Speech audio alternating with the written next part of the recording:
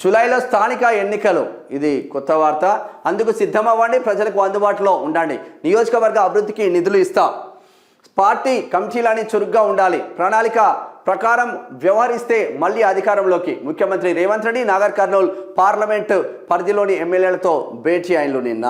జూలైలో స్థానిక సంస్థలు ఎన్నికలు ఉంటాయని, అందుకు సిద్ధంగా ఉండాలని ఎమ్మెల్యేలకు సీఎం రేవంత్ రెడ్డి సమాచారం ఇచ్చినట్లు తెలిసింది. ఎమ్మెల్యేలకు పార్టీ క్యాడర్ ప్రజలకు నిత్యం అందుబాటులో ఉండాలని ఆయన సూచించినట్టు సమాచారం. మంగళవారం సాయంత్రం నాగర్ కర్నూల్ ఎంపీ సెగ్మెంట్ పరిధిలోని ఎమ్మెల్యేలతో ఆయన భేటీ అయ్యారు. Achampet MLA Vamshi Krishna, Wanaparthy MLA Megha Reddy, Kalwakurthy MLA Kasireddy Narayana రెడ్డితో విడివిడిగా మాట్లాడిన సీఎం దాదాపుగా ఒక్కొక్కరితో 45 నిమిషాల పాటు చర్చలు జరిపారు. అభివృద్ధి సంక్షేమ పథకాలు, పార్టీ ఎమ్మెల్యేల పనితీరుపై సమీక్షించారు.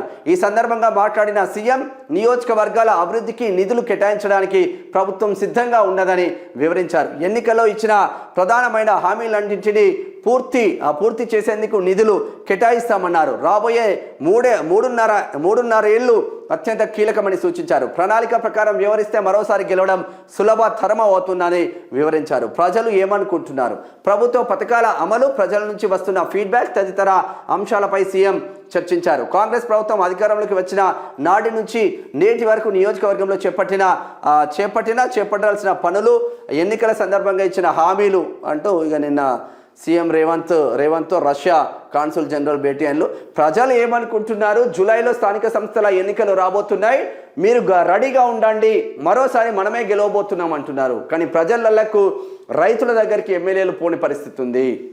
ఎందుకంటే రైతు భరోసా మీరు 10,000 కాదు, మేము 15,000 ఇస్తాం డిసెంబర్ 9 తారీఖు. ఇప్పుడు తీసుకుంటే 10,000, డిసెంబర్ 9 తారీఖు తీసుకుంటే 15,000 అంటివి. ఎటువే 15,000? 4,000 రూపాయల పెన్షన్ అంటివి. ఎటువే 4,000 రూపాయల పెన్షన్? ఇప్పుడు ముసలోళ్ళు ఓట్లేకపోయా, రైతులు ఓట్లేకపోయా. రైతు కూలీలకు 12,000 అంటివి. ఇచ్చినవా రైతు కూలీలకు 12,000? ఎటు పోయింది? ఎడబోతారు ఎమ్మెల్యేలు ఇంకా.